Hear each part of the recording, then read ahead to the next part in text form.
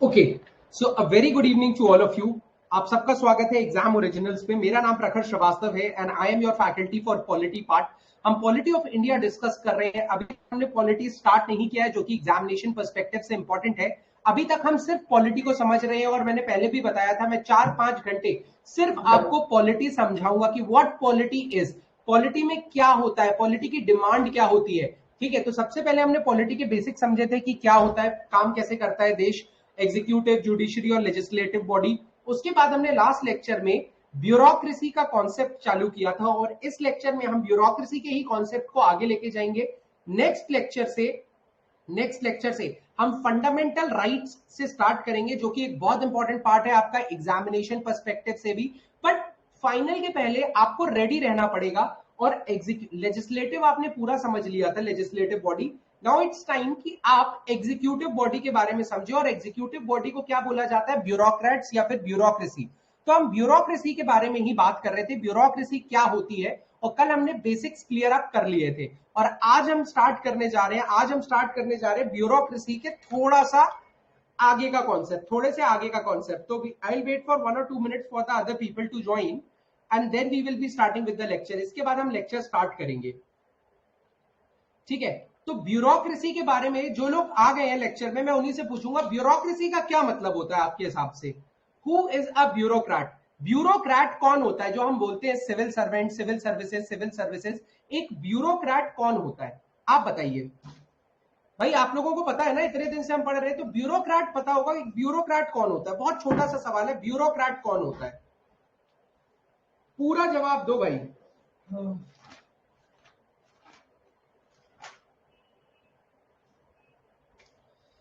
a selected official of the government। very good। who is not elected? a selected official। ठीक है, बिल्कुल सही बात है, बिल्कुल सही बात है।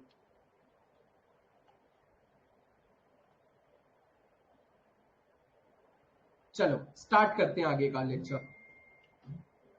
ठीक है, तो अब ब्यूरोक्रेसी के बारे में हमने काफी कुछ डिस्कस कर लिया था। अब हम नीचे जाके आगे की चीजें डिस्कस करेंगे। तो सबसे पहले देखो, मैं बता रहा हूं, ये आपके मेंस के पर्सपेक्टिव में काफी इंपॉर्टेंट है। एथिक्स के पेपर में भी ये काफी काम आता है, पॉलिटी के पेपर में तो आएगा ही आएगा। तो अब आपको ब्यूरोक्रेसी का बेसिक मतलब पता है, ब्यूरोक्रेट कौन होता है।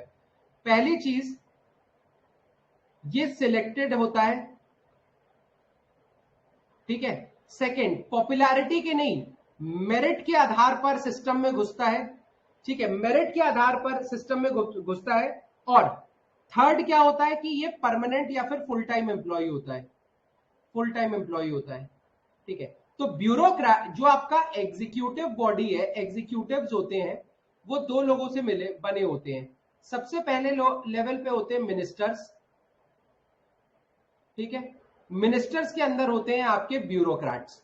तो ये लोग होते हैं टेम्पररी 5 साल के लिए। और हर ब्यूरोक्रेट, चाहे सेक्रेटरी हो चाहे प्यून हो, ये होता है फुल टाइम।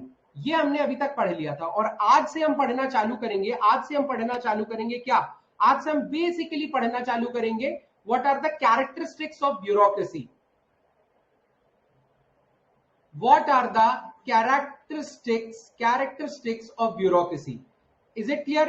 तो सबसे पहली कैरेक्टरिस्टिक ब्यूरोक्रेसी की हमने कल डिस्कस कर ली थी, दैट इज हियरार्की।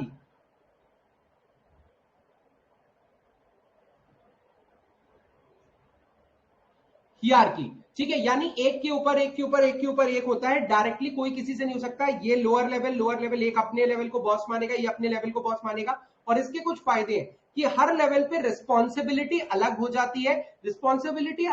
तो फोकस एरिया क्लियर हो जाता है कि मुझे ये काम करना है। और अगर एक इंसान को एक ही काम करना है तो वो बेटर वे में कर पाएगा, रादर देन मल्टीपल काम करने से बेटर है हमने हियरार्की में बनाया कि तुम्हें ये करना है, तुम्हें ये करना है, तुम्हारे ऊपर ये, तुम्हें ये करना है, तुम्हारे ऊपर ये, तुम्हें ये करना है। तो hierarchy is the first step of bureaucracy, first characteristic of bureaucracy. और इसको क्या बोला जाता है? हियरार्की से हम क्या समझ सकते हैं? प्रॉपर डिवीजन ऑफ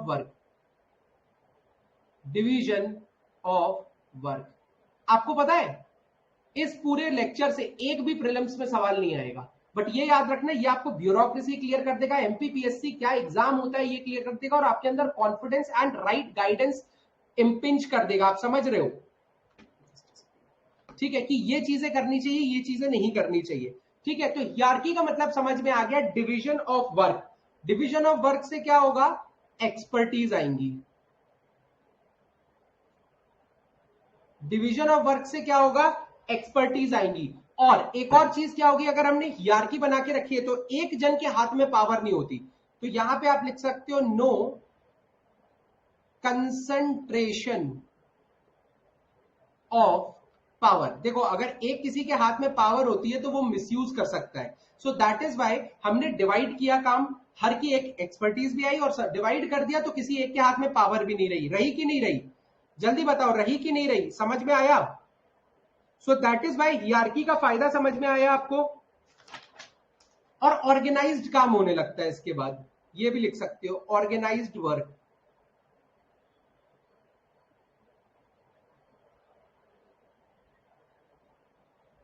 ऑर्गेनाइज्ड काम होने लगता है। तो ये सबसे पहली कैरेक्टरिस्टिक है।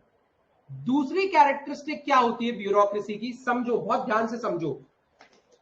Spear of competency, sphere of competency, इसका क्या मतलब होता है, इसका क्या मतलब होता है। देखो आपको जो रिस्पॉन्सिबिलिटी मिल रही है ना, responsibility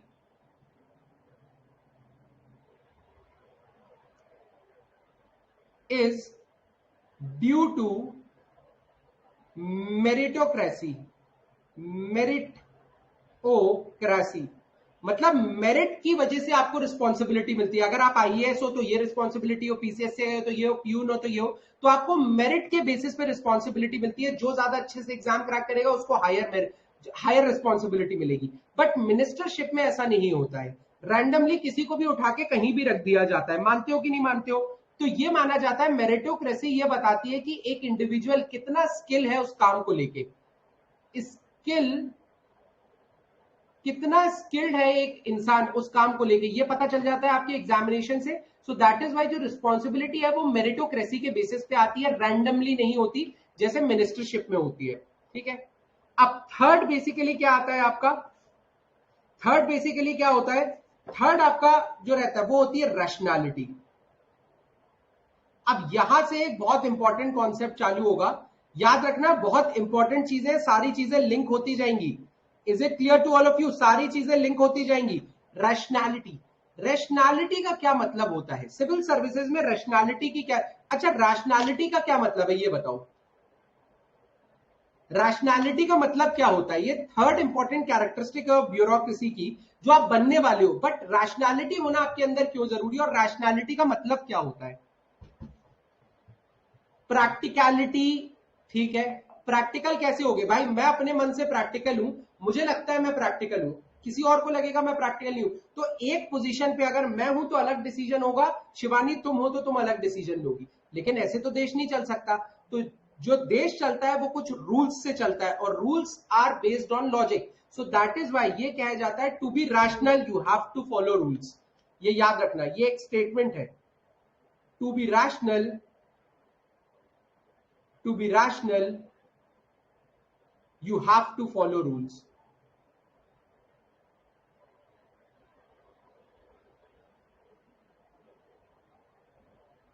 To be rational you have to follow rules, इसका क्या मतलब है, to be rational you have to follow rules। देखो रैशनैलिटी का मतलब है कोई भी डिसीजन के पीछे लॉजिक क्या था, कोई भी डिसीजन के पीछे लॉजिक क्या था। तो लॉजिक जितने भी हैं वो रूल बुक में दिए गए हैं। कोई भी रूल बनाया जाता है तो बेस्ड ऑन लॉजिक बनाया जाता है, लॉजिक है नहीं है बट रूल बनाने के पीछे जो बैकिंग रहती है वो एक रीजन रहता है। वो रीजनेबिलिटी ही रैशनैलिटी लाती है। आप समझ रहे हो कि कोई डिसीजन आपने क्यों लिया, क्योंकि बुक में लिखा था। बुक क्यों मानती है, क्योंकि ऐसा ऐसा है। तो आपको डिसीजन अगर लेना है, आपको रैशनल होना है, तो आप अपने पर्सनल एजेंडा या पर्सनल डिस्क्रिशन पे या फिर पर्सनल व्यू पॉइंट पर रैशनल नहीं हो सकते। रैशनल का मतलब होता है एक रूल बुक है उसको अगर आप फॉलो कर रहे हो तो आप रैशनल हो जाओगे। Is it clear.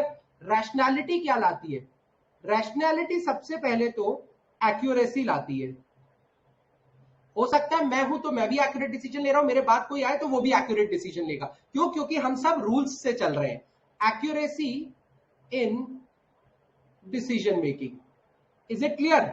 Second number पे आता है प्रिडिक्टेबिलिटी हो जाती है भाई, कोई भी उस पोजीशन पे रहेगा तो डिसीजन रूल बुक के हिसाब से, कोई भी अपने मन से नहीं करेगा, एक बोलेगा 10 साल की जेल करो, एक बोलेगा 4 साल की जेल करो, ऐसा नहीं होता, एक रूल बुक होती है। सो दैट इज वाई जो डिसीजंस होते हैं ना वो ज्यादा प्रिडिक्टेबल हो जाते हैं, प्रिडिक्टेबल हो जाते हैं, ठीक है। और थर्ड आती है कि जो रैशनैलिटी या फिर रूल्स है ना, दैट प्रमोट्स अनबायसनेस, अनबायसनेस, ठीक है ना, आप बायस नहीं रहोगे किसी के भी प्रति, ठीक है, जो है रूल्स के हिसाब से करना। आप गरीब को भी, गरीब ने भी गलत काम किया तो उसको भी सजा मिलेगी, कोई बेचारापन नहीं, और अमीर अगर अच्छा काम कर रहा है तो उसको भी अप्रिसिएशन मिलेगा, कोई ऐसा नहीं कि भाई इसके पास तो पैसा था इसलिए इसने कर दिया ये वो। तीन रीजन होते हैं रैशनैलिटी के, लेकिन रैशनैलिटी की एक बहुत बड़ी दिक्कत होती है। क्या कोई बता सकता है रैशनैलिटी की दिक्कत क्या होती है? रैशनैलिटी की दिक्कत क्या होती है? मैं चाहूंगा आप लोग में से सब लोग एक एक बार अटेम्प्ट करें ये क्वेश्चन। रैशनैलिटी का मतलब रूल्स फॉलो करना, रूल्स के हिसाब से चलना, रीजनिंग करना, लॉजिकल रहना, इससे एक्यूरेसी आती है, प्रेडिक्टेबिलिटी आती है, रूल्स जो है अनबायसनेस को प्रमोट करते हैं। बट रैशनैलिटी का मतलब क्या होता है? रैशनैलिटी का लॉस क्या है? रैशनैलिटी का क्या कोई नेगेटिव पार्ट भी है? क्या रैशनैलिटी का कोई नेगेटिव पार्ट भी है? Limited thinking, very good. Rationality की वजह से क्या होता है, एक civil servant out of box creative solutions भूल जाता है, उसको सिर्फ रूल से चलना याद रहता है, उसको सिर्फ रूल से चलना याद रहता है। फॉर एग्जाम्पल मैं आपको बता रहा हूं, देखो, सबसे पहले तो याद रखो, रैशनैलिटी लिखते चलो, ये रैशनैलिटी प्रमोट्स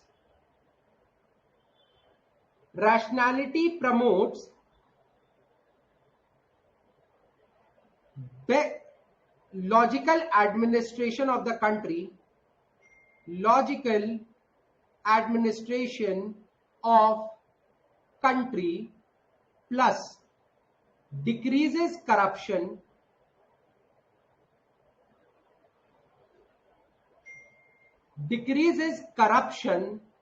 ठीक है, डिक्रीजेज चांसेस ऑफ एरर। अगर आप एक रूल फॉलो करोगे तो चांसेस ऑफ एरर कम हो जाएगा कि नहीं? तो decreases chances of error, but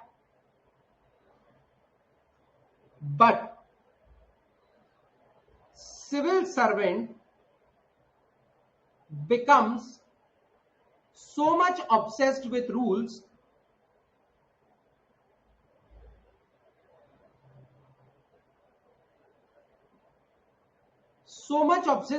rules that he or she lacks creativity, and इसकी वजह से क्या होता है, जो नए सर्कमस्टांसेस होते हैं ना उसमें सिविल सर्वेंट्स बहुत अच्छा परफॉर्म नहीं करते, और ये सच बात है। रैंडम या uncertain events with civil servant do not perform good, क्योंकि उनके अंदर क्रिएटिविटी ही नहीं है। ये मानते हो? इतना आप मान रहे हो कि नहीं मान रहे हो? So that is by uncertain events के केस में, अनसर्टेन इवेंट्स के केस में bureaucracy fails because they are so much obsessed with rules कि उनको कोई एक पाथ पता होना चाहिए कोई काम करने के लिए। Is it clear? और आपने देखा भी होगा, एक सबसे बड़ा एग्जांपल मैं आपको इस चीज का देता हूं। देखिए, मुंबई में टेरर अटैक हुए। अब मुंबई में टेरर अटैक कैसे हुए थे? मुंबई में टेरर अटैक पानी से हुए थे। अब मुंबई में अगर टेरर अटैक पानी से हो रहे हैं तो who will take the responsibility? इसके लिए कोई रूल नहीं लिखा गया है, तो अब क्या हुआ कि पुलिस, मतलब हड़कंप मच गया था, इसको पुलिस संभालेगी, नेशनल सिक्योरिटी गार्ड संभालेंगे, कोस्ट गार्ड संभालेंगे, ठीक है, या फिर आप ये समझिए लोकल पुलिस, आर्मी कौन संभालेगा? क्योंकि ऐसा कोई प्रोटोकॉल नहीं दिया, ऐसा कोई रूल नहीं है। इतने बड़े इवेंट के केस में ब्यूरोक्रेसी गॉट फेल्ड, और इसी का रीजन था, यही रीजन था कि जो मुंबई टेरर अटैक था वो थोड़ा लंबे समय तक चला था। Is it clear? So that is why rationality होना जरूरी है, बट इतनी ज्यादा ना हो कि क्रिएटिविटी को मार दे। तो हमेशा रैशनैलिटी वर्सेस क्रिएटिविटी का एक बैलेंस होना चाहिए। एक काफी अच्छा एग्जाम्पल है, अगर आप ये लिख सकते हो तो लिख लो मुंबई टेरर अटैक्स का, ठीक है।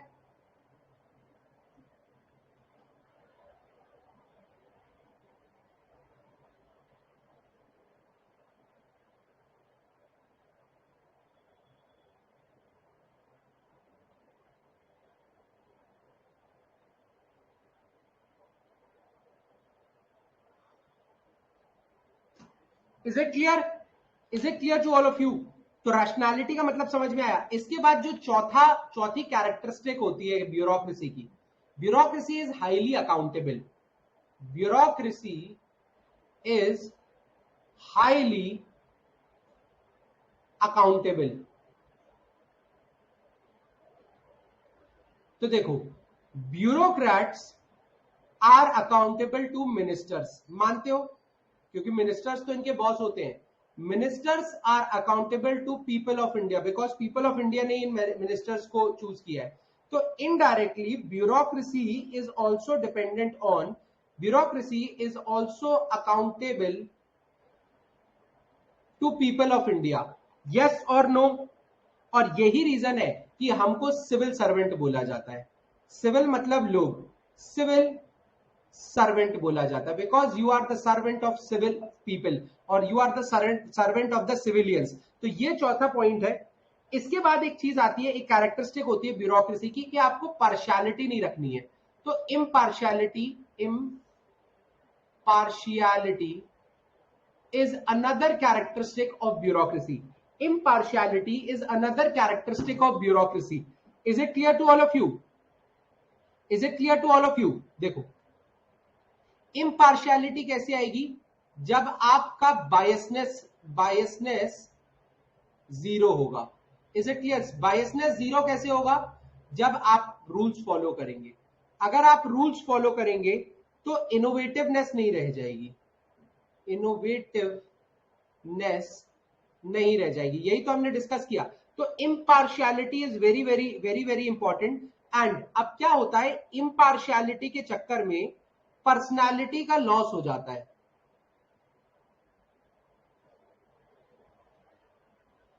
पर्सनालिटी का लॉस हो जाता है।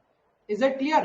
पर्सनालिटी का लॉस हो जाता है। आप खुद सोचो, आप इम्पार्शियल हो, आपको सिर्फ rules rules rules rules rules लिख रहे हैं, तो आपकी खुद की जो पर्सनालिटी है उसका लॉस होगा कि नहीं होगा? बिल्कुल होगा, बिल्कुल होगा। ब्यूरोक्रेसी पॉलिटी का एक बहुत इंपॉर्टेंट पार्ट है, इसलिए कर लो भाई इसे टाइम टू टाइम। तो आप ये बताइए, पर्सनालिटी का लॉस होगा, मुझे सबका यस चाहिए।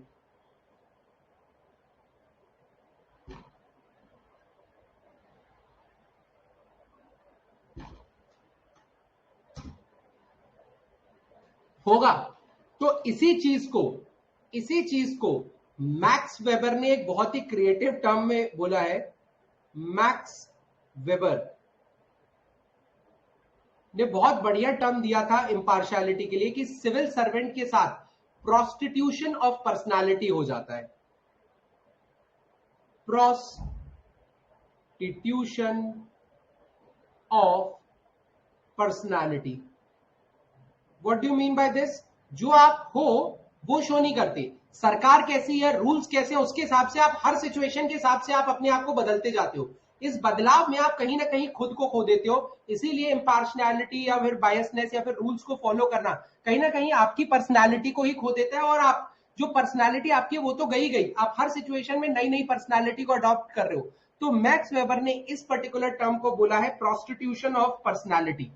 ठीक है। और अब एक पांचवा, छठवा और सबसे बेहतरीन कैरेक्टरिस्टिक आ रही है, वो है सिविल सर्विसेज न्यूट्रलिटी।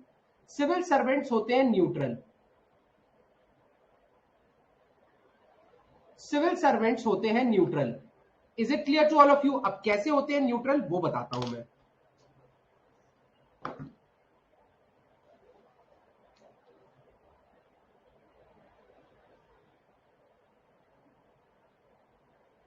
ठीक है, देखो, अब civil servant neutrality is a very important thing. देखिए, कल भी हमने काफी इंपॉर्टेंट चीजें डिस्कस की थी सिविल सर्विसेज या फिर ब्यूरोक्रेसी को लेके। और आज का पूरा लेक्चर, अभी तक आप लोगों को लेक्चर में कोई डाउट है क्या? अभी तक आप लोगों को लेक्चर में कोई डाउट है तो प्लीज टेल मी। देखो, एक चीज याद रखना, एक चीज बहुत क्लियरली याद रखना आप, कि पॉलिटी इज नॉट समथिंग जो आप रटोगे। अगर आपको कोई बोलता है कि पॉलिटी में तो आर्टिकल्स रटने पड़ते हैं, शेड्यूल्स रटने पड़ते हैं, पार्ट्स रटने पड़ते हैं, ठीक है, ऐसा कभी भी ट्रू नहीं है। और ये बिल्कुल, मतलब बोलते हैं ना, बिल्कुल फॉल्स स्टेटमेंट है। क्यों? क्योंकि अगर आपने पॉलिटी को लॉजिकली पढ़ा, जो कि अभी तक आप पढ़ते आ रहे हो, आपको क्लियरिटी रहेगी। हाँ, रटना पड़ेगा, बट दैट रटना विल नॉट बी रटना, दैट रटना विल बी रिविजन, क्योंकि आप एक बार लेक्चर के बीच में ही पढ़ चुके होगे कॉन्सेप्चुअल बेसिस पे। मैं आपको एक इंसिडेंट बता रहा हूं, ठीक है। मतलब एक बच्चा आया था हमारे पास एंड उसने ज्वाइन भी किया, ठीक है। उसका साफ कहना था, टेस्ट सीरीज के समय आया था, उसका साफ कहना था कि सर मैं पॉलिटी, जहां से उसने पढ़ी पहले दिन पता क्या हुआ था, आर्टिकल्स लिख दिया और आर्टिकल्स रटाना चालू कर दिए। मैं बता रहा हूं articles, you can never learn articles without understanding the background of those articles. आप नहीं समझ सकते, अगर आपको आर्टिकल समझ में नहीं आया है, आप नहीं रट सकते हो। तो जो भी मैं चार, मतलब थोड़ा सा भरोसा रखिए। बहुत सारे लोगों को लग रहा होगा कि सर ये सब तो सिलेबस का पार्ट नहीं है, बट याद रखिए आप एक ऐसे एग्जाम की तैयारी कर रहे हैं जहां पर ये सारे कॉन्सेप्ट बहुत ज्यादा काम आने वाले हैं आपके लिए, ठीक है। So that is why civil services neutrality की बात आती है।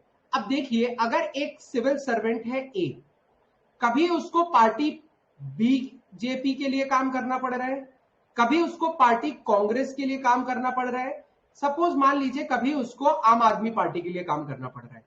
इसकी आइडियोलॉजी डिफरेंट है, इसकी आइडियोलॉजी डिफरेंट है, इसकी आइडियोलॉजी डिफरेंट है, लेकिन ये सिविल सर्वेंट को जब बीजेपी है तो बीजेपी की आइडियोलॉजी से काम करना है, जब कांग्रेस है तो कांग्रेस की आइडियोलॉजी से काम करना है, और जब आम आदमी पार्टी है तो आम आदमी पार्टी की आइडियोलॉजी से काम करना है। तो सिविल सर्वेंट को कहीं ना कहीं न्यूट्रल रहना पड़ता है, सिविल सर्वेंट को कहीं ना कहीं न्यूट्रल रहना पड़ता है, सिविल सर्वेंट को कहीं ना कहीं न्यूट्रल रहना पड़ता है। So that is why civil servant do not get affected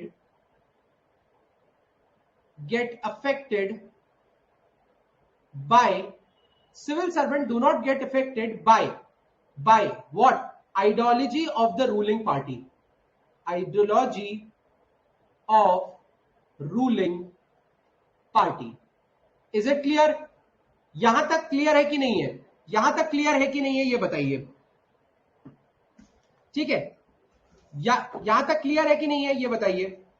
अब क्या होता है, ध्यान से समझिएगा। जो डिसीजन मेकिंग होती है ना सिविल सर्वेंट की, decision making is based on rules and not on ideology of any class, is based on rules and not on the ideology of any ruling party, ठीक है। ना खुद की पर्सनल आइडियोलॉजी है, मान लीजिए मुझे बीजेपी बहुत पसंद है, मैं बीजेपी के लिए सिविल सर्वेंट की तरह काम भी कर रहा हूं, बट ना मुझे बीजेपी पसंद है जब मैं ग्राउंड पे हूं, ना बीजेपी मेरी फेवरेट पार्टी है जब मैं ग्राउंड पे हूं। मुझे ग्राउंड पे काम भी करना है, किसके लिए? मेरे मिनिस्टर के लिए, ठीक है। वो बीजेपी से है, कांग्रेस से है, इधर से है, उधर से है, मुझे मतलब नहीं है। मैं अपने मिनिस्टर के लिए काम करूंगा और रूल बुक के हिसाब से काम करूंगा। That is the characteristic of civil services, that is the characteristic of civil services, ठीक है। और अब ये चीज आती है, ठीक है। अब आपका जो डिसीजन है, और ये क्या चीज, इससे क्या चीज प्रमोट होती है, आपका जो डिसीजन है, पहली बात तो वो पॉलिटिकली राइट होना चाहिए, ठीक है, तब तो आप मिनिस्टर को खुश करोगे। सेकेंडली वो टेक्निकली भी राइट होना चाहिए कि वो ग्राउंड पे लोगों को भी हैम्पर या खराब इंपैक्ट ना डाले। So your decision should be politically right, क्योंकि आपका डिसीजन अगर पॉलिटिकली राइट नहीं है तो एक्सेप्ट नहीं होगा। Political right and it should also be technically right. Is it clear to all of you? वो पॉलिटिकली और टेक्निकली दोनों जगह से राइट होना चाहिए। अब हम ब्यूरोक्रेसी में और अंदर घुसेंगे। तो बेनिफिट्स क्या है न्यूट्रलिटी के? बेनिफिट्स क्या है न्यूट्रलिटी के, ये अब आप लोग बताएंगे। बेनिफिट्स ऑफ न्यूट्रलिटी, 4 बेनिफिट आप लोग बताइए।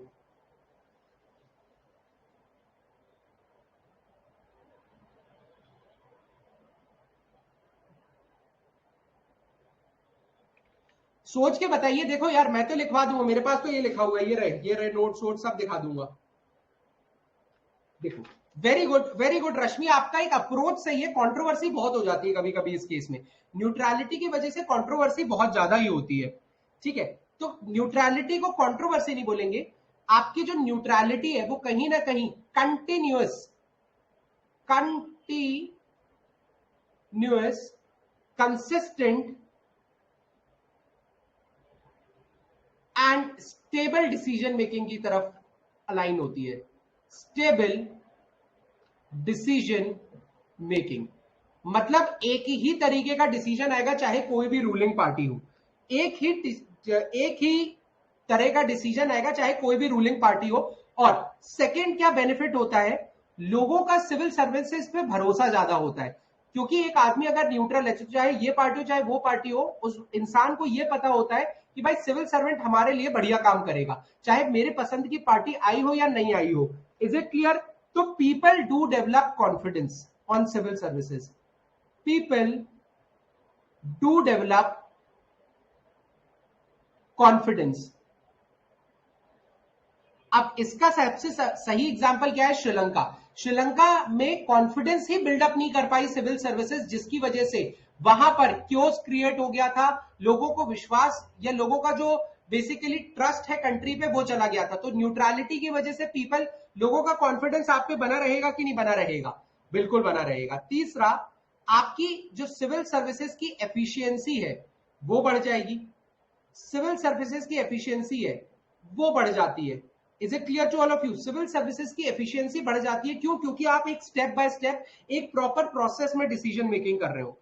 Fourth and very important part, देखिए मैं आपको एक छोटा सा एग्जांपल देता हूं। मान लीजिए कि आप एक सिविल सर्वेंट है, मान लीजिए आप एक सिविल सर्वेंट है और एक नेता आपसे बोलते हैं काम करिए, ये हमारी तरफ से एक तोहफा रखिए, ठीक है, हमारी तरफ से एक तोहफा रखिए। आपने अगर वो तोहफा रख लिया तो वो नेता आपसे कुछ भी काम करवा सकता है। लेकिन अगर आप न्यूट्रल हैं, आप वो तोहफा रिजेक्ट करते हैं, तो आपको नेता का कोई डर ही नहीं रहेगा। नेताओं का डर सिर्फ उनको होता है जो नेताओं के पास जाते हैं या उनसे दूरी बनाते हैं। जब एक डिस्टेंस, आप एज अ सिविल सर्वेंट काम कर रहे हो आपको कोई दिक्कत नहीं है, लेकिन अगर आप बहुत क्लोजेस्ट, बोलते हैं ना कि पुलिस से दुश्मनी और दोस्ती दोनों भारी पड़ सकती है, तो सिमिलरली नेताओं से भी दुश्मनी दोस्ती बहुत भारी पड़ सकती है। दैट इज वाई ना दोस्ती करो ना दुश्मनी करो, न्यूट्रल पाथ को अप्लाई करो। कभी भी सिविल सर्विसेज में जाओ ना, एक मेंटेन करके रखना, एक पाथ मेंटेन करके रखना, अपने कुछ रूल्स बना के रखना और उसी पे लाइफ लीड करना। क्योंकि अगर आपने किसी से बेनिफिट ले लिया, एक किसी से आप कह सकते हो किसी से कोई फेवर ले लिया, तो कहीं ना कहीं उसके प्रति भी आपको कुछ ना कुछ करना पड़ेगा। And that makes you weaker civil servant, that makes you weak civil servant. So that is, याद यहां पर चौथा सिविल सर्वेंट का बेनिफिट क्या है कि civil servant can work without fear, can work without fear, can work without fear. और vested interest, vested interest का क्या मतलब होता है कि किसी के लिए कोई पर्टिकुलर इंटरेस्ट के प्रति काम करना, कि यार उसका भला हो जाए इसलिए मैं ये कर देता हूं, नहीं। देश के लोगों की भलाई आपकी पहली प्रायोरिटी होनी चाहिए, देश के लोगों की भलाई आपकी पहली प्रायोरिटी होनी चाहिए। और पांचवा बेनिफिट क्या है, सिविल सर्वेंट को बहुत आसान होता है किसी भी नई गवर्नमेंट के साथ तालमेल बैठाना। क्यों? क्योंकि जो गवर्नमेंट रहेगी हम तो उसी के साथी हैं। ये अगर आपका एटीट्यूड है तो सब सही चलता है। लेकिन अब मान लीजिए बीजेपी की तरफ है, सरकार बदल जाती है, आपका ट्रांसफर होना चालू हो जाएगा, आप यहां काम नहीं कर सकते, वहां काम नहीं कर सकते, और अल्टीमेटली आप वेट करोगे कि कब ये सरकार दोबारा आए। जब आपकी सरकार दोबारा आएगी तो आप पूरे 6 साल 10 साल का बदला लेने के चक्कर में वो सारी चीजें करोगे जो आपने मिस किए 10 साल में।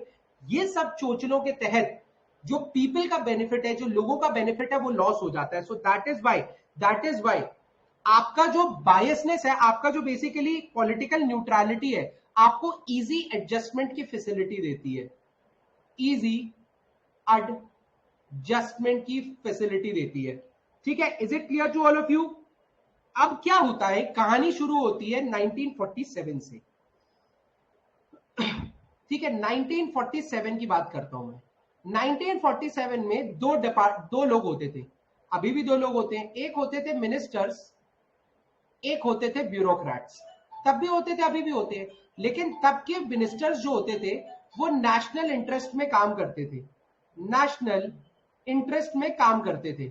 Is it clear? National interest में काम करते थे। ब्यूरोक्रेसी भी इतनी स्ट्रांग थी, इतनी स्ट्रांग थी और इतनी डिसिप्लिन थी। अब देखो वही बात है कि अगर आप डिसिप्लिन हो ना तो आपसे कोई बोलने में भी डरेगा। जैसे आज की डेट में आर्मी में इतना डिसिप्लिन है, कोई जाके बोल सकता है आर्मी मैन को? आप खुद सोचो, आप सिविल सर्वेंट को जाके करप्शन के लिए बोल सकते हो, लेकिन एक आर्मी के जवान को क्या जाके क्या आप देशद्रोही की बात कर सकते हो? खुद सोचो, आपको अंदर से डर लग रहा है? आपको लग रहा है कि यार ये पॉसिबल नहीं है? लग रहा है कि नहीं लग रहा है? ये बताओ मुझे। सबका जवाब हाँ चाहिए। जिंदा हो मर गए हो भाई, क्या है, जल्दी बताओ। I would request everyone in the lecture to please comment yes. आपको कमेंट यस क्या नो भी कर सकते हो, बट कोई जवाब दो। सो दैट इज वाई एक डिसिप्लिन है ना, सो डिसिप्लिन में डरेंगे लोग आपके पास, यार उससे नहीं कहा जा सकता, ये चीज गलत है। आप आज की डेट में किसी आर्मी वाले को जाके नहीं बोल सकते कि भाई देशद्रोह की बातें करो, उधेड़ देगा वो, आपको खुद डर लगेगा। So that is why it is very important to understand कि डिसिप्लिन किसी भी जगह के कल्चर को नरिश तो करता ही करता है, आपकी एक बाहर इमेज, बहुत पॉजिटिव इमेज पोर्ट्रे करता है, ठीक है। सो दैट इज वाई 1947 के समय में ना ब्यूरोक्रेट से कोई बोल सकता था कि आप करप्शन करो या नेशनल इंटरेस्ट से दूर जाओ, और प्लस उस समय के मिनिस्टर्स ने खुद मेहनत करके देश को आजाद कराया था, तो उनका भी पहला पर्सपेक्टिव था कि भाई नेशनल इंटरेस्ट में काम हो, लोगों के पास खाने के लिए नहीं है, रहने के लिए नहीं है, तो लोगों के पास चीजें आए, ठीक है। तो दैट इज वाई इस एरिया में बोला जाता है political neutrality, political and bureaucratic neutrality सबसे चरम पे थी, ठीक है। ब्यूरोक्रेटिक न्यूट्रलिटी सबसे चरम पे थी, मानते हो कि नहीं मानते हो, मानते हो कि नहीं मानते हो। सो दैट इज वाई 1947 या फिर नेहरू एरा में बोलते हैं इसको, नेहरू एरा बोला जाता है, नेहरू एरा, नेहरू जी के समय, ठीक है, जो फर्स्ट मतलब 1950 से 60 के बीच की बात है, ठीक है। अब ये इतना तगड़ा था, ब्यूरोक्रेसी इतनी तगड़ी थी कि ब्यूरोक्रेट्स नेशनल इंटरेस्ट में ही काम करते थे, उनका कोई पॉलिटिकल मास्टर नहीं होता था ना, मिनिस्टर्स एक्चुअली ब्यूरोक्रेट से कहीं ना कहीं डर के रहते थे, क्योंकि ब्यूरोक्रेसी जो थी वो हमारे पास ब्रिटिश इंडिया से आई थी और बहुत स्ट्रॉन्ग ब्यूरोक्रेसी थी। अग्री करते हो कि नहीं करते हो। और ये स्ट्रॉन्ग ब्यूरोक्रेसी को क्या बोला जाता था, इतनी स्ट्रॉन्ग न्यूट्रलिटी की वजह से इसको बोला जाता था स्टील फ्रेम। स्टील फ्रेम है और ये तोड़ा नहीं जा सकता, इस फ्रेम को या इस ब्यूरोक्रेटिक स्ट्रक्चर को ब्रोक नहीं या तोड़ा नहीं जा सकता। तो आपको कॉन्सेप्ट समझ में आया क्यों स्टील फ्रेम को बोलते थे ब्यूरोक्रेसी को, ठीक है, चाहे आईएएस हो, सिविल सर्वेंट्स हो, समझ में आया। तो स्टील फ्रेम कहां से कॉन्सेप्ट आया आपको समझ में आया। अब क्या होता है ध्यान से समझना, सेकेंड हाफ आते आते क्या होता है, सेकेंड हाफ आते आते, चलो वो छोड़ो, स्टील फ्रेम क्यों बोला जाता था। तो सबसे पहली बात, स्टील फ्रेम इसलिए बोला जाता था क्योंकि पॉलिटिकल मास्टर्स, लिख लो ये, political masters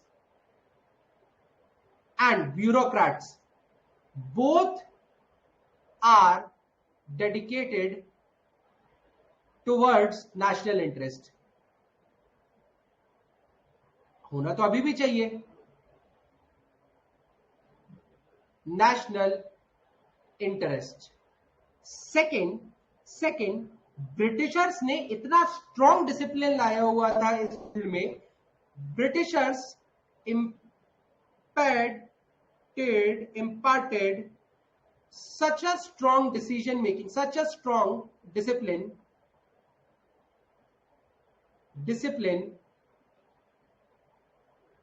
that portrays bureaucracy to be uttermost strong, इसलिए इसको स्टील स्ट्रक्चर बोला जाता है, या स्टील फ्रेम बोला जाता है। लेकिन इसके बाद चीजों में होता है बदलाव, ठीक है। फिर सब कुछ हुआ, ब्यूरोक्रेसी अच्छी थी, हमारा आधे से ज्यादा ध्यान मतलब वॉर्स में था, तो उस समय ब्यूरोक्रेसी का इतना कोई दिक्कत नहीं थी। दिक्कत कहां से चालू होती है, 1967 से। क्या कोई बता सकता है 1967 में ऐसी क्या चीज हुई थी, 1967 में ऐसी क्या चीज हुई थी, 1967 में ऐसी क्या चीज हुई थी। क्या कोई बता सकता है 1967 में ऐसी क्या चीज हुई थी, जल्दी बताओ भाई। कुछ नया हुआ था क्या 1967 में, या पहली बार कोई चीज हुई थी क्या 1967 में, जल्दी बताइए, सोच के बताइए 1967 में क्या हुआ था पहली बार। पहली बार ऐसा हुआ था कि कांग्रेस हारना चालू हुई थी, ठीक है। तो याद रखिएगा आप post 1967 different ruling parties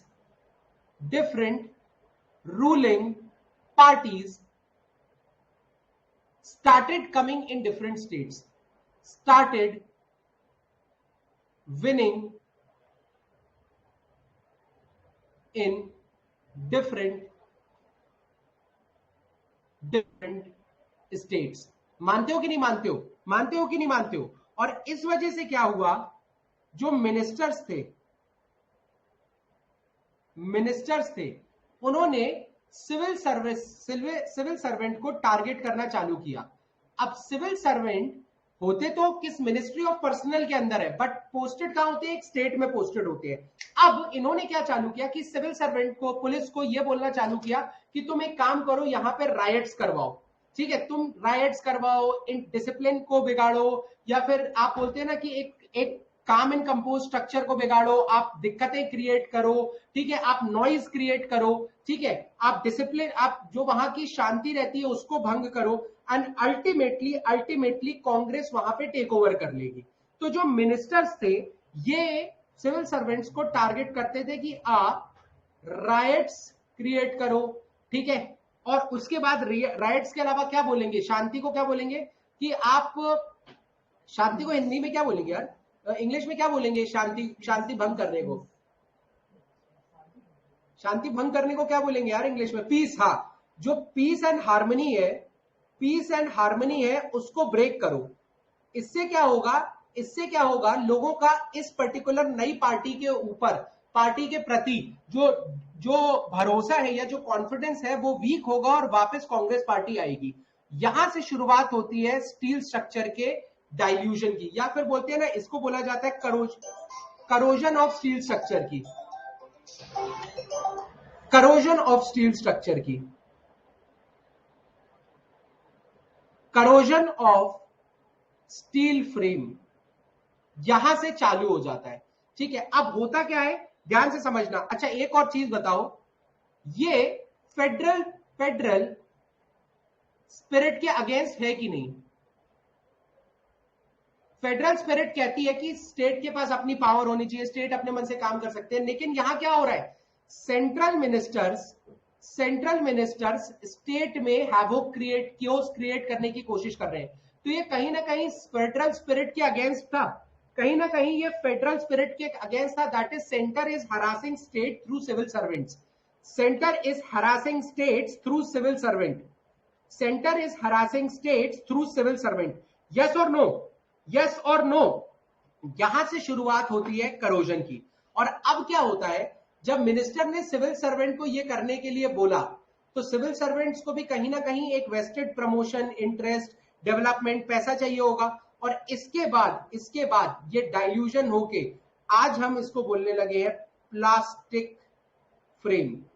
plastic frame क्यों बोलते हैं? क्योंकि आज कोई भी इसे मोल्ड कर सकता है किसी भी डायरेक्शन में, कोई भी मिनिस्टर सिविल सर्वेंट्स को मोल्ड कर सकता है प्रेशर देके। बोलते हैं ना, वीक होना चालू हुआ, वीक होने पे मिनिस्टर्स ने इतनी पकड़ बना ली कि आज की डेट की जो ब्यूरोक्रेसी है या सिविल सर्वेंट है वो इतना वीक है कि वो पूरा मिनिस्टर के ओपिनियन के नीचे, मिनिस्टर के तले के या फिर डिसीजन मेकिंग के तले दबा रहता है। और जो पूरा कॉन्सेप्ट था स्टील स्ट्रक्चर का वो बन गया है प्लास्टिक स्ट्रक्चर या प्लास्टिक फ्रेम। और जो हमने शुरुआत की थी इस टॉपिक की, सिविल सर्विसेज न्यूट्रलिटी की, वो न्यूट्रलिटी जा चुकी है। अब कोई न्यूट्रलिटी नहीं रहती भाई, आधे इस पार्टी में आधे उस पार्टी में, जब ये पार्टी आएगी तो इनका ट्रांसफर हो जाएगा, जब ये पार्टी आएगी तो इनका ट्रांसफर हो जाएगा। समझ में आया कि नहीं आया? Is it clear? Is it clear? ठीक है। अब क्या हुआ, सेकेंड एआरसी की एक रिपोर्ट आती है। एआरसी क्या होती है, याद रखना, दो बड़ी रिपोर्ट्स आई है जो आपको पॉलिटी में पढ़नी है, फर्स्ट एआरसी की रिपोर्ट और सेकेंड एआरसी की रिपोर्ट। सेकेंड एआरसी की रिपोर्ट 1980 में आई थी। एआरसी का मतलब होता है, देखो एआरसी का मतलब, क्यों एआरसी रिपोर्ट्स क्यों थी ये समझ लो, छोटा सा अलग सा टॉपिक है। कॉन्स्टिट्यूशन तो बन गया, ठीक है, कॉन्स्टिट्यूशन तो बन गया, कॉन्स्टिट्यूशन में एडमिनिस्ट्रेशन कैसे होना है ये भी दिया हुआ है, बट एडमिनिस्ट्रेशन नहीं हो पा रहा है, गलतियां हैं। हो सकता है यार कॉन्स्टिट्यूशन बनाते समय बहुत सारी गलतियां हो गई हो, तो क्या किया जा सकता है, कुछ रिफॉर्म्स की जरूरत होती है, कुछ चेंजेस की जरूरत होती है। तो ऐसा 2 बार हुआ है कि 2 बार कमेटी ने कॉन्स्टिट्यूशन पढ़ा है और उसमें कुछ चेंजेस सजेस्ट किए हैं। सो ऐसी ही जो दूसरी कमेटी थी उसकी रिपोर्ट इतनी मोटी थी जिसमें बहुत सारे चेंजेस बताए गए थे। जो भी आज देश की दिक्कतें हैं एडमिनिस्ट्रेशन की, वो सब अलग हो सकती है, और उन सब की जो रिपोर्ट थी वो काय में आई थी, सेकेंड एआरसी। अब देखो क्या काम था, रिफॉर्म्स बताना कॉन्स्टिट्यूशन में। सो दैट इज वाई इसका भी जो फुल फॉर्म है ना वो यही है, एडमिनिस्ट्रेटिव रिफॉर्म कमीशन। और इसकी रिपोर्ट आपके लिए बहुत ज्यादा जरूरी हो जाती है एग्जाम पर्सपेक्टिव से भी। तो सेकंड एआरसी में क्या बोला गया, सेकंड एआरसी में क्या बोला गया कि जो इनकी एक रिपोर्ट आई थी एथिक्स इन गवर्नेंस करके, एथिक्स इन गवर्नेंस, उन्होंने ये बोला कि आज की डेट का जो गवर्नेंस है ना कहीं उसमें न्यूट्रलिटी खोती जा रही है और न्यूट्रलिटी को वापस लाने की जरूरत है। और सिर्फ सिविल सर्वेंट पे नहीं बट पॉलिटिकल मास्टर्स पे भी ये न्यूट्रलिटी लाने की जरूरत है। ठीक है, तो न्यूट्रलिटी का जो कॉन्सेप्ट खोता जा रहा है ना, खोता जा रहा है, वो कहीं ना कहीं वापस ले आओ, वरना इंडिया का जो एडमिनिस्ट्रेटिव स्ट्रक्चर है वो एक दिन ढह जाएगा। ये इस रिपोर्ट की रिकमेंडेशन थी। ठीक है, इसी के बाद क्या होता है, इसी के बाद कुछ थिंकर्स एक नए कॉन्सेप्ट पे आते हैं। उनका कॉन्सेप्ट है कमिटेड ब्यूरोक्रेसी का। तो जैसे हमने न्यूट्रलिटी पढ़ा, दूसरा हम पढ़ते हैं committed bureaucracy. Committed bureaucracy, bureaucracy की स्पेलिंग क्या होती है यार, मैं हर बार गलत लिखता हूं पता, और इतनी ज्यादा गलतियां करता हूं ना मैं स्पेलिंग में, तो क्या बताऊं मैं।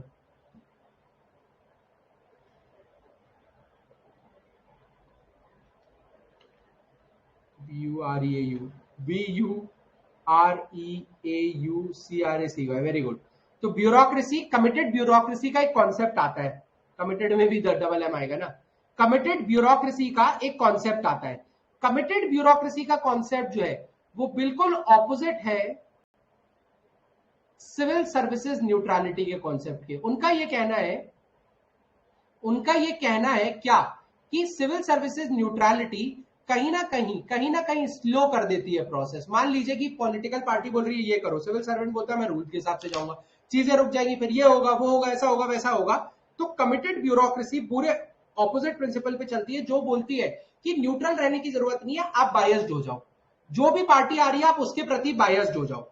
ठीक है, तो दैट इज वाई इसका सबसे बड़ा बेनिफिट क्या है, स्मूथ रनिंग ऑफ एडमिनिस्ट्रेशन। अगर आपकी थिंकिंग पार्टी की थिंकिंग सेम है, देखो जरूरी नहीं है पॉलिटिकल पार्टी की थिंकिंग गलत होगी, जरूरी है क्या पॉलिटिकल पार्टी की थिंकिंग गलत होगी, हो सकता है गलत हो सकता है गलत ना हो सकता है गलत हो सकता है गलत ना हो, बट इनका कहना है गलत में तो मत साथ दो, ये तो फिक्स है। बट मान लो कि एक पॉलिटिकल पार्टी की आइडियोलॉजी है कि हमें रिलीजन को प्रमोट करना है, अगर आपकी भी वो आइडियोलॉजी है तो कहीं ना कहीं आप smooth functioning of administration, smooth functioning of administration, इसको प्रमोट करोगे, स्मूथ फंक्शनिंग ऑफ एडमिनिस्ट्रेशन को प्रमोट करोगे। यस और नो, यस और नो। अब लोग बोलते हैं कि यार सिंपल सी बात है, अब लोगों का ये अब कुछ थिंकर्स का ये कहना है कि यार आप किसी पार्टी की तरफ क्यों नहीं हो सकते। कमिटेड ब्यूरोक्रेसी का मतलब होता है कि आप कमिट हो जाओ, किसी भी कमिटेड है, एक ब्यूरोक्रेट कमिटेड है किसी पॉलिटिकल पार्टी के प्रति। तो पहली बात तो स्मूथ फंक्शनिंग होगी। सेकंड, लोगों का ये कहना है यार ये जो लीडर्स होते हैं, ये पॉलिटिकल पार्टी है, ये लोगों द्वारा चुन के आती है, तो जो इनकी आइडियोलॉजी है कहीं ना कहीं वो लोगों की आइडियोलॉजी है, और आप अगर लोगों के प्रति कमिटेड हो रहे हो तो इसमें गलत क्या है। ब्यूरोक्रेसी का तो पूरा कॉन्सेप्ट ही ये था। सही लग रहा है ये स्टेटमेंट, लग रहा है कि नहीं लग रहा है, तो लिख लो, ruling party is selected by the people, ruling party is selected by people,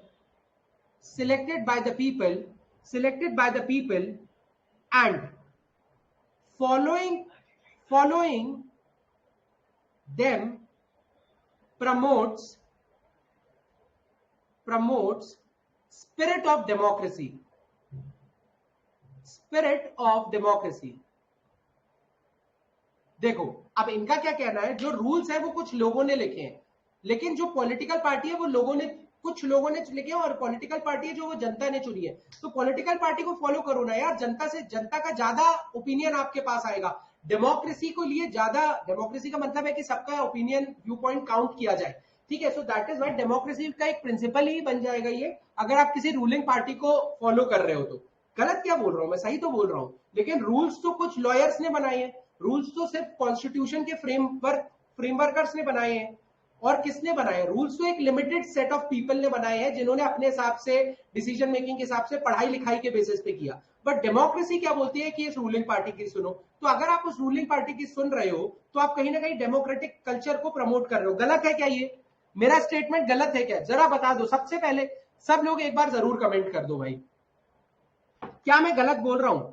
यही चीज अगर मैंने पहले स्टेप पे बोली होती ना तो आपको लगती है अरे ऐसे कैसे, क्यों रूलिंग पार्टी को फॉलो करेगा, क्यों रूलिंग पार्टी को फॉलो करेगा। सो दैट इज वाई ये चीज समझ में आया, ठीक है। थर्ड बेनिफिट क्या है कि जो पार्टी है ना उसके प्रति आप कमिट हो जाओ। कमिटेड ब्यूरोक्रेसी का मतलब नहीं है कि एक पार्टी, न्यूट्रलिटी का मतलब है कि कोई भी पार्टी आ जाए मैं रूल्स के हिसाब से काम करूंगा। कमिटेड ब्यूरोक्रेसी भी एक अच्छा कॉन्सेप्ट है जो ये बोलती है कोई भी पार्टी आ जाए तो मैं उसकी तरफ हो जाऊंगा। समझ में आया? अगर बीजेपी आई तो बीजेपी की आइडियोलॉजी पे काम करने लगूंगा, कांग्रेस आई तो उसकी। ये भी भाई सही है, कोई दिक्कत थोड़ी। ब्यूरोक्रेटिक को तो काम करना है, और अगर ये जो पार्टी आ रही है उसकी थिंकिंग के या आइडियोलॉजी के हिसाब से काम कर रहा है तो कहीं ना कहीं एडमिनिस्ट्रेशन में स्मूथ फंक्शनिंग होगी। होगी कि नहीं होगी? बिल्कुल होगी, बिल्कुल होगी। एक कॉन्सेप्ट, एक और पॉजिटिव है, एक और पॉजिटिव है। क्या पॉजिटिव है? थर्ड पॉइंट एक पॉजिटिव है क्या, कि एक सिविल सर्वेंट या एक ब्यूरोक्रेट हर पार्टी के अच्छी चीजें सीख लेता है। Best of each party, civil servant learn best of each party. Yes और नो? बिल्कुल सही बात है। जिस पार्टी के साथ काम करेगा, देखो नेगेटिव ना लेना, ये तो सिविल सर्वेंट की खासियत है, ठीक है। बट करना भी आपको पड़ेगा, कमिटेड ब्यूरोक्रेसी है तो भी कोई दिक्कत नहीं है यार, हर पार्टी का बेनिफिट सीख लिया मैंने। अब क्या होता है समझो, अब क्या होता है, इंडिया की रूलिंग पार्टी, मान लो इंडिया में इलेक्शन हुए, चार पार्टीज हैं ए बी सी डी। ए को मिले 14% वोट, इसको मिले 36% वोट, इसको मिले 25% वोट, इसको मिले 25% वोट। तो कौन सी पार्टी जीत जाएगी? कौन सी पार्टी जीतेगी बताओ? कौन सी पार्टी जीतेगी? अरे कैसा कर रहे हैं, कौन रिप्लाई नहीं कर रहा है? कृतिका आप रिप्लाई नहीं कर रहे हो। कृतिका थोड़ा बताओ कौन सी पार्टी जीतेगी? ठीक है, बी जीतेगी। बिल्कुल, इंडिया में ऐसा ही काम होता है। प्रेसिडेंशियल इलेक्शन अलग होता है, उसमें ऐसे नहीं चलता, लेकिन लोकसभा इलेक्शन ऐसे ही होते हैं। लेकिन 36% लोगों से ज्यादा, 74% लोग अगेंस्ट हैं इस पार्टी के। Is it clear? तो कहीं ना कहीं अगर आप रूलिंग पार्टी को फॉलो कर रहे हो तो आप डेमोक्रेसी को बिल्कुल प्रमोट नहीं कर रहे हो, क्योंकि डेमोक्रेसी में 74% लोग इस पार्टी के फेवर में नहीं थे। 74% लोग इस पार्टी के फेवर में नहीं थे। Is it clear? So democracy को अगर आप प्रमोट कर रहे हो, ये आप रूलिंग पार्टी को फॉलो करके नहीं कह सकते। क्यों? क्योंकि रूलिंग पार्टी को सिर्फ 36% लोगों ने चुना है। सो दैट इज वाई जो आइडियोलॉजी है, आइडियोलॉजी जो है कमिटेड ब्यूरोक्रेसी की, वो लिमिटेड हो जाती है उन केसेस में जब आपकी पॉलिटिकल पार्टी 51% वोट से या उससे ज्यादा से आ रही है। लेकिन इंडिया में तो ऐसा कॉन्सेप्ट है नहीं। सो दैट इज वाई दोनों में से अगर चुनना हो तो कई थिंकर्स ने न्यूट्रलिटी को कमिटेड ब्यूरोक्रेसी के ऊपर चुना है। न्यूट्रलिटी को कमिटेड ब्यूरोक्रेसी के ऊपर चुना है क्योंकि कमिटेड ब्यूरोक्रेसी कहीं ना कहीं इशू क्रिएट कर सकती है। Is it clear? और बहुत ज्यादा बेनिफिशियल भी नहीं रहेगी। क्यों? क्योंकि एडमिनिस्ट्रेशन, ऐसे में मिनिस्टर्स और ब्यूरोक्रेट्स में भाईचारा बढ़ेगा और कहीं ना कहीं ये वेस्टेड इंटरेस्ट की तरफ लेके जाएगा। आपको नहीं लगता? तो कमिटेड ब्यूरोक्रेसी गलत कॉन्सेप्ट नहीं है, ठीक है, सही कॉन्सेप्ट है और बल्कि बहुत बेहतरीन कॉन्सेप्ट है। न्यूट्रलिटी से ज्यादा फायदे होंगे, लेकिन न्यूट्रलिटी से ज्यादा नुकसान होने के भी चांसेस हैं। क्या सबको यहां तक समझ में आया? तो मैं अगला टॉपिक लेता हूं ब्यूरोक्रेसी में। आप लोग को इंटरेस्ट आ रहा है कि नहीं आ रहा है इसमें? कोई काम का नहीं है ये, याद रखना, कोई काम का नहीं है ये। एग्जाम के पर्सपेक्टिव से तो मैंने पहले ही बता दिया था कि ये आपकी प्रिपरेशन को काम का बनाएगा, ठीक है, आपको क्लियरिटी देगा कि ब्यूरोक्रेट करता क्या है। पॉलिटी पढ़ी और ब्यूरोक्रेसी नहीं पढ़ी, क्या मतलब है? क्या मतलब?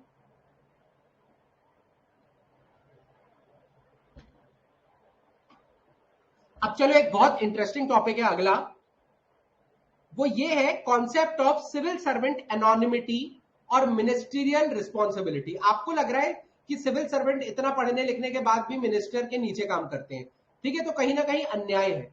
तो जो टॉपिक है civil servant anonymity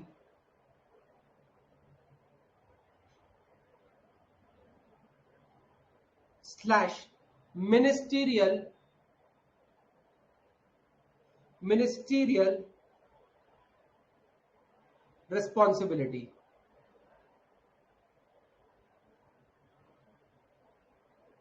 is it clear? अब देखो क्या होता है, देखो बोला जाता है ना कि हर चीज के लिए मिनिस्टर है, मिनिस्टर के नीचे रहता है सेक्रेटरी, उसके नीचे रहता है डेप्यूटी, ज्वाइंट सेक्रेटरी, जो भी हो उसके नीचे सब ब्यूरोक्रेट्स रहते हैं। अब अगर कोई भी काम गड़बड़ हो रहा है ना, नाम किसका आएगा? मिनिस्टर का आएगा। कोई भी काम गड़बड़ हो रहा है,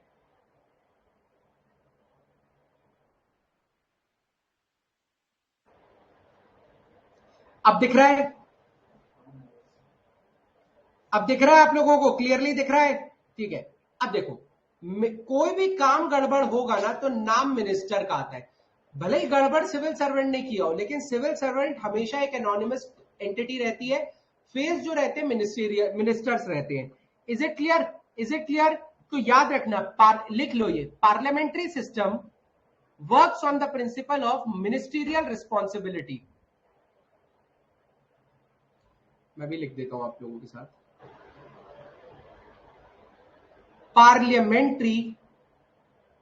parliamentary system works on principle of ministerial responsibility। ठीक है, मिनिस्टर्स रिस्पॉन्सिबल है, ठीक है, मिनिस्टर रिस्पॉन्सिबल है। अगर कोई गड़बड़ काम होता है तो देखो, बहुत सारे सिविल सर्वेंट की जो क्वांटिटी है ना वो बहुत ज्यादा है, quantity is huge, so that is why इन सबको ब्लेम नहीं किया जा सकता। तो सिर्फ एक फेस जिसको ब्लेम किया जा सकता है वो कौन होता है? उस पर्टिकुलर चीज का मिनिस्टर, उस पर्टिकुलर डिपार्टमेंट का या उस पर्टिकुलर डोमेन का मिनिस्टर। Is it clear? ठीक है, so that is why civil servant work under the shield of ministers, work under the shield of ministers. Is it clear? Is it clear? अब देखो क्या होता है कि मिनिस्टर्स, अगर मान लो कोई काम गड़बड़ होता है तो मिनिस्टर को जवाब देना पड़ेगा, मिनिस्टर को पार्लियामेंट में जवाब देना पड़ेगा। और अगर कुछ बहुत गड़बड़ हो गया तो मिनिस्टर की जॉब भी जा सकती है, मिनिस्टर के पास से सीट भी जा सकती है। Is it clear? Is it clear to all of you? So that is why जो मिनिस्टर होता है ना वो पहले का चेहरा होता है, सिविल सर्वेंट चिल करते हैं। इसका एक लॉस भी है, कुछ फायदे भी है, कुछ लॉस भी है, कुछ फायदे भी है, कुछ लॉस भी है। फॉर एग्जाम्पल मैं आपको बताता हूं, कोल स्कैम कब हुआ था? कोल स्कैम के समय में, जब कोल स्कैम हुआ था तब कोल मिनिस्टर कौन था? कोल मिनिस्टर कौन था कोल स्कैम के समय में?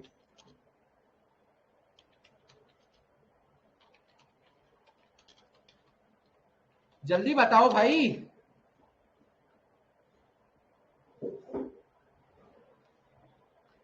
जल्दी बताओ।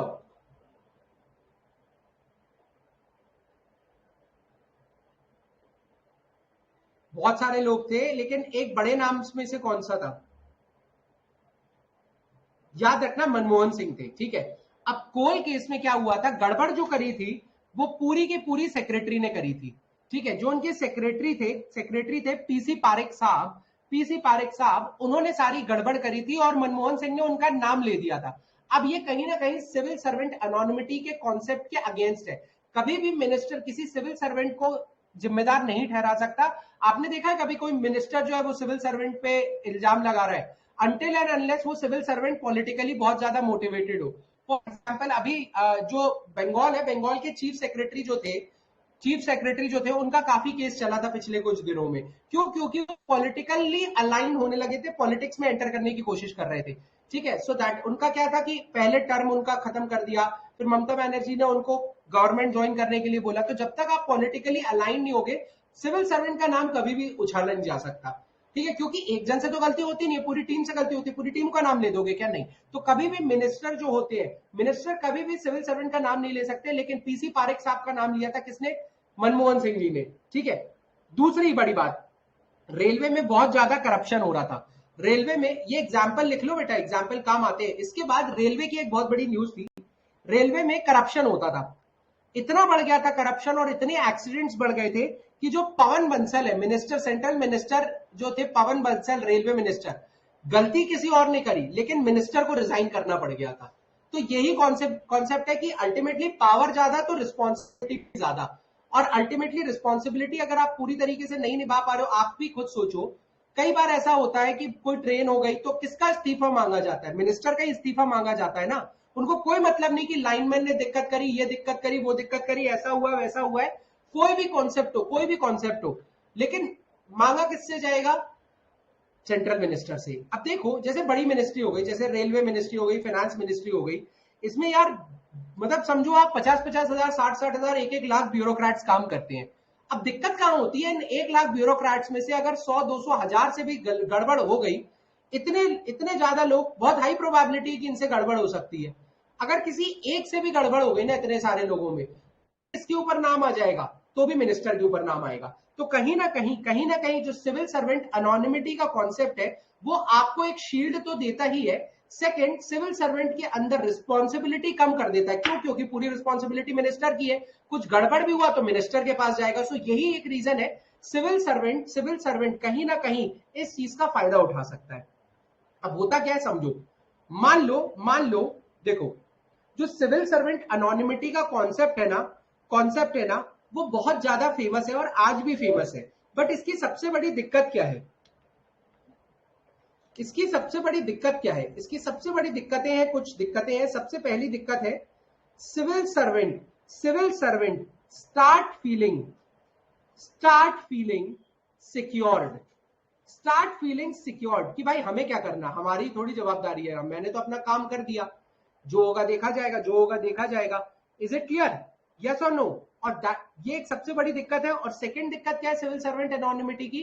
कि इजी, मतलब इतनी बड़ी टीम में कोई भी कर सकता है। So that is why minister के ऊपर एक्स्ट्रा बर्डन ऑफ रिस्पॉन्सिबिलिटी होता है, रिस्पॉन्सिबिलिटी।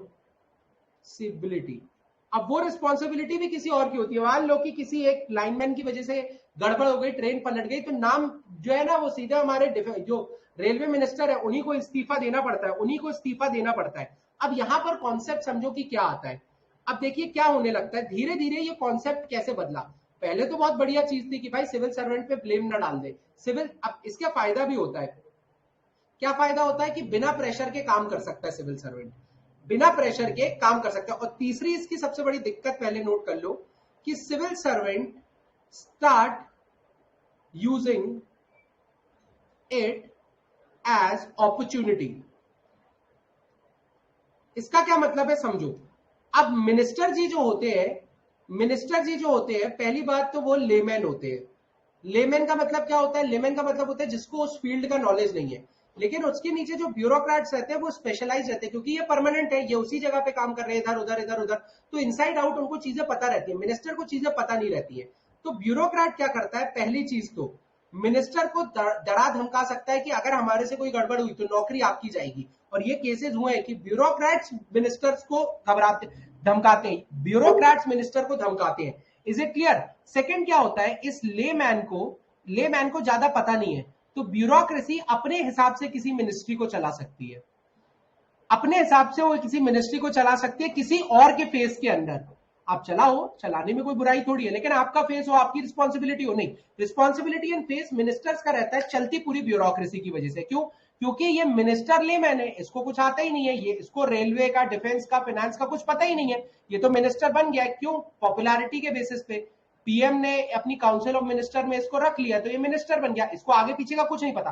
तो ब्यूरोक्रेट्स एक मिनिस्ट्री को चलाने लगते हैं अपने हिसाब से। और अपने हिसाब से चलाने का क्या मतलब है? जो इनका मन है ना वो करेंगे। क्यों? क्योंकि इनका नाम तो आ नहीं रहा है। कुछ गड़बड़ होगी तो मिनिस्टर जी का नाम आएगा, यस और नो? कुछ गड़बड़ होगी तो मिनिस्टर जी का नाम आएगा, ठीक है? एंड सेक्रेटरी का नाम थोड़ी आएगा अगर कुछ गड़बड़ होती है तो that is why bureaucrats can easily fool ministers. और plus civil servant may fear minister of losing a seat कि आप ये मत करो। आप देखो, अब मान लो कि कोई एक नया इनिशिएटिव लेने जा रहे हैं, ब्यूरोक्रेट ने बोल दिया कि भाई मत करो, हम तो नहीं कर पाएंगे, गड़बड़ हो गई तो तुम्हारी सीट चली गई। तो ये क्या दिक्कत करता है? क्रिएटिव सोल्यूशन को रोक देता है। जो ये कॉन्सेप्ट है ये क्रिएटिव सोल्यूशन को रोक देता है। और तो ब्यूरोक्रेसी कहीं ना कहीं मिनिस्टरशिप को दबाती है और क्रिएटिव सोल्यूशन को कम करती है, और क्रिएटिव सोल्यूशन को कम करती है। Is it clear to all of you? ठीक है। अब कुछ लोग, अब देखो कहीं ना कहीं ब्यूरोक्रेसी गड़बड़ कर सकती है। जो जिन लोगों को काम करना है उनके पास रिस्पॉन्सिबिलिटी नहीं है, तो वो गड़बड़ काम कर सकते हैं कि नहीं कर सकते हैं? वो गड़बड़ काम कर सकते हैं कि नहीं कर सकते, ये बताओ। वो गड़बड़ काम कर सकते हैं कि नहीं कर सकते हैं? बिल्कुल कर सकते हैं भाई, क्यों नहीं कर सकते, बिल्कुल कर सकते हैं वो गड़बड़ काम। So that is why bureaucrats की रिस्पॉन्सिबिलिटी होना बहुत ज्यादा इंपॉर्टेंट है। ब्यूरोक्रेट्स के पास रिस्पॉन्सिबिलिटी होना बहुत ज्यादा इंपॉर्टेंट है, और so that is why bureaucrats का नाम भी सामने आना चाहिए। अगर कुछ गड़बड़ कर रहे हैं तो उनका नाम सामने आएगा, तो उनके अंदर डर रहेगा कि भाई मेरा नाम खराब हो सकता है। So that is why minister से पूरी, बोलता रहा हूं, एक्सट्रीम किसी चीज का अच्छा नहीं होता। मिनिस्टर को बहुत ज्यादा रिस्पॉन्सिबिलिटी देने के बावजूद, आप पूरे सिस्टम को गड़बड़ कर सकते हो। ठीक है, तो आपका रिस्पॉन्सिबिलिटी का थोड़ा सा शेयर होना चाहिए, थोड़ी सी इसके पास, थोड़ी सी इसके पास। Is it clear to all of you?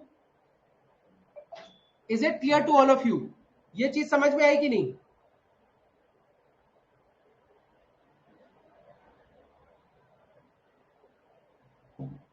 ठीक है, तो ये पूरा आपका कॉन्सेप्ट है, ये पूरा आपका कॉन्सेप्ट है। और यहां पर आपका ब्यूरोक्रेसी का जो मेजर पार्ट है वो खत्म हो चुका है।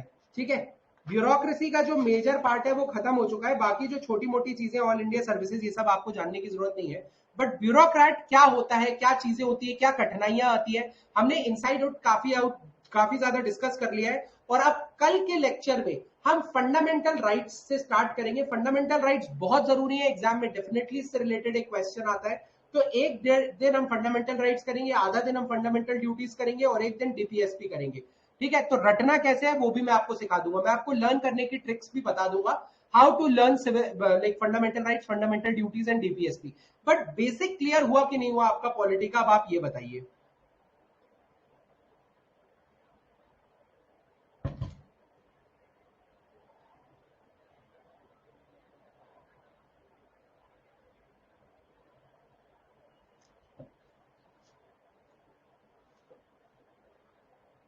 ठीक है, चलिए।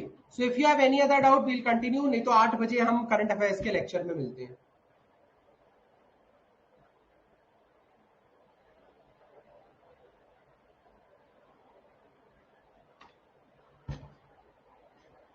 आठ बजे हम करंट अफेयर्स के लेक्चर में मिलते हैं।